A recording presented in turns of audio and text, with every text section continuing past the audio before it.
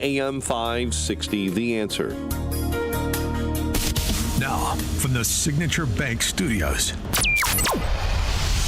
this is Chicago's Morning Answer with Dan Proft and Amy Jacobson on AM 560, The Answer.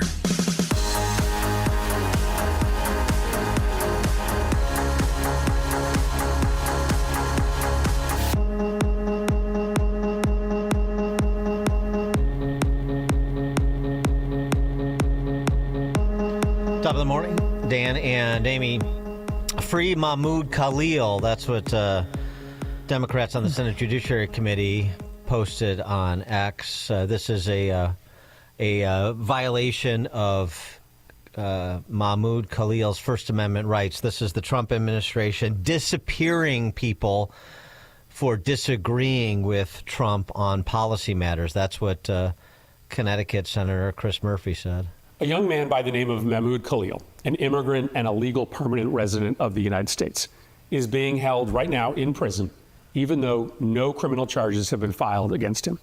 Now, I want to tell you why that should matter to every single American. Khalil is a recent graduate of Columbia University.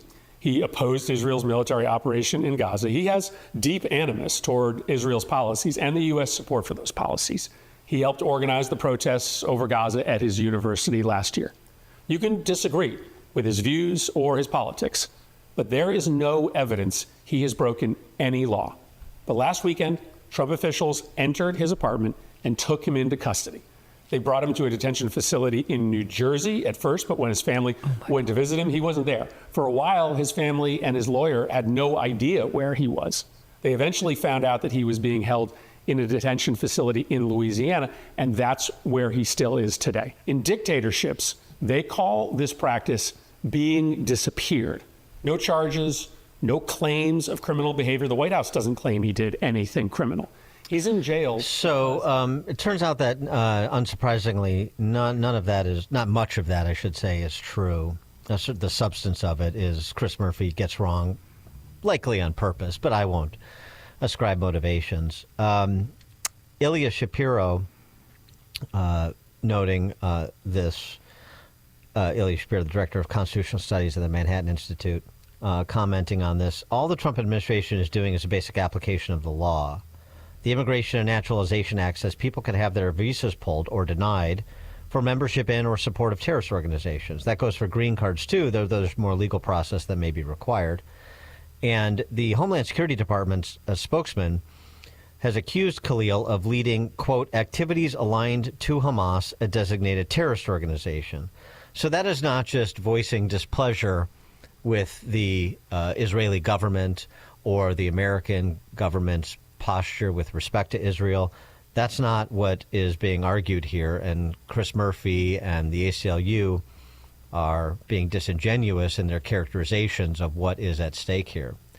And just a refresher on sort of the kind of environment on college campuses with these Students for Justice in Palestine groups, which may or may not have some funding that links back to terrorist organizations. A lot of suspicions about that. Maybe we'll find out. Maybe the Department of Justice will help us in the enforcement of the Immigration and Naturalization Act.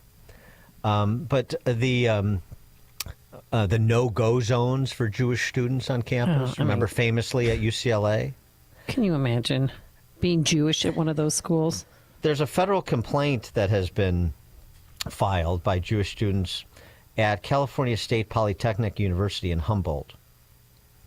This is what is alleged in that complaint, among other things, the Free Beacon reporting. Jews were taunted, Jewish students taunted with anti-Semitic slurs, pelted with fake blood. That's not speech. No, that's violence.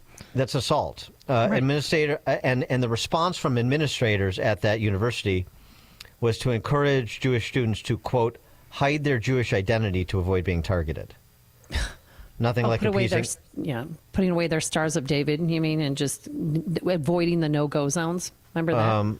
Well, I just hide their Jewish identity, whatever that means. Nothing like appeasing the mob, appeasing the barbarian set. That's what the school there suggested, even as demonstrations were being held next to religious ceremonies on high holidays on that campus for Jewish students that included inflammatory anti-Semitic messages like "Go away Nazis," directed at Jewish students. When they did a vigil for victims of the October 7th terrorist attack by Hamas, the protesters, it's generous to call them protesters, threw red paint at Jewish students meant to represent the blood of martyrs, according to the complaint. And that's when the Cal Poly Humboldt administration said that Jewish students could avoid such incidents by appearing less Jewish. So, I mean, that just gives you a bit of an insight of what was happening if the videos coming out of Barnard College over the last couple of weeks don't drive the point home. The sort of intimidation and violence or thinly veiled threats of violence that Jewish students have been subjected to on college campuses around the country, including at Columbia, where Mahmoud Khalil was the ringleader. And he clearly lines with Hamas. I mean, he's a national security threat, and he doesn't want to become part of our fabric. And I don't care that he's married to an American and she's, 8 months pregnant, but he needs to be deported. And I don't think it was wrong at all that he was arrested. I mean, they created so much. I mean, they destroyed buildings at the college campus. They made Jewish people feel unsafe. There's a number of things that I think that they could arrest him on.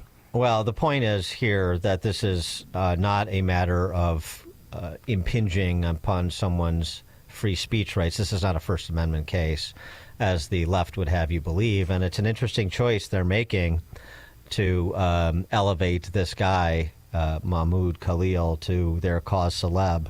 David Harsanyi is a senior writer for the Washington Examiner. He's been commenting on this matter. He joins us now. David, thanks for being with us. Appreciate it. Always a pleasure. Thank you. Chris Murphy channeling the socialist Spice Girls, the Rashida Tlaibs and Ilhan Omars of the world, and the Senate Democrats on the Judiciary Committee taking up this cause. Very interesting choice. Yeah, they didn't take up the cause of Americans who are held hostage in Gaza, but they took up the cause of someone who is fine with Hamas. And he didn't just align with Hamas. His organization is in the New York Times saying that they support global intifada and also the armed resistance of Hamas. So he is a champion of terrorism, you know. And the First Amendment issue, listen, I think that free speech is a natural right.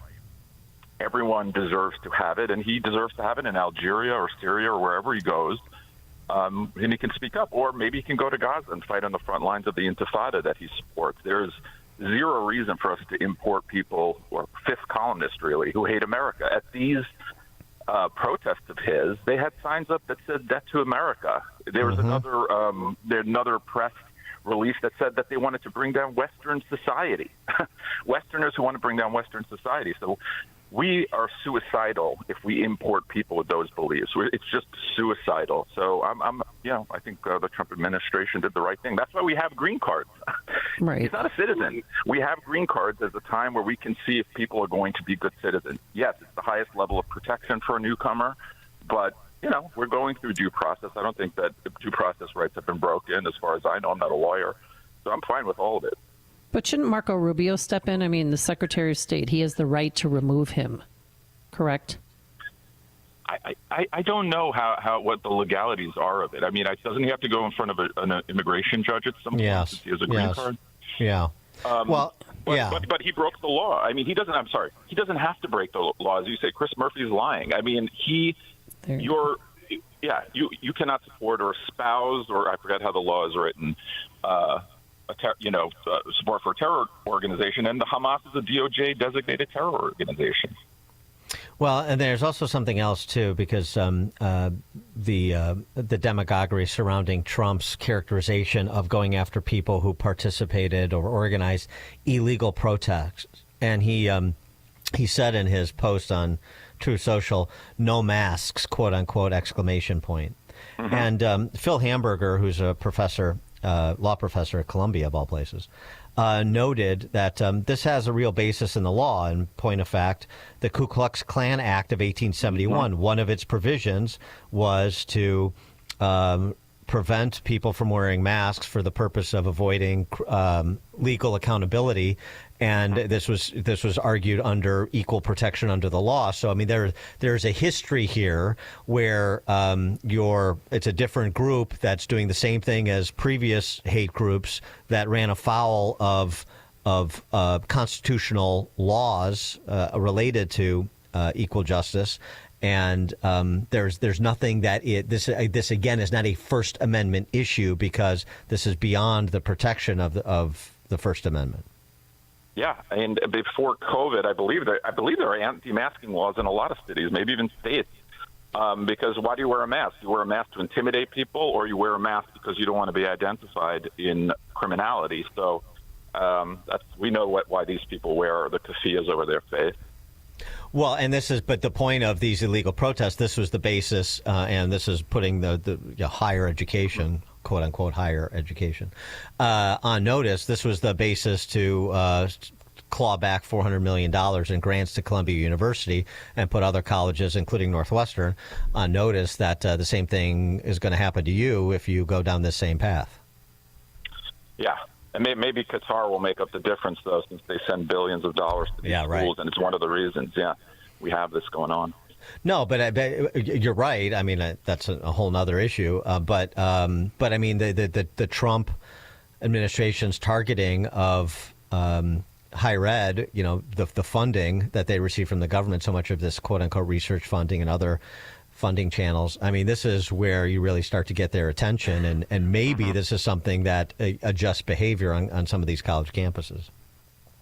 Yeah, I mean, I'm sorry that some worthy scientific departments and research departments aren't getting their money, but maybe that will teach the school not to allow these sorts of protests, in which they don't have to allow, whether they're illegal or not. I mean, encampments in Columbia were illegal. The problem is Alvin Bragg was never going to go after any of them. So, of course, we can't get them on criminality because Alvin Bragg wants them to be doing these things. I mean, they took over entire buildings, vandalized them. And Mahmoud Khalil, or whatever his name was I forgot, a negotiator, I think, for one of the groups. I mean, it's ridiculous.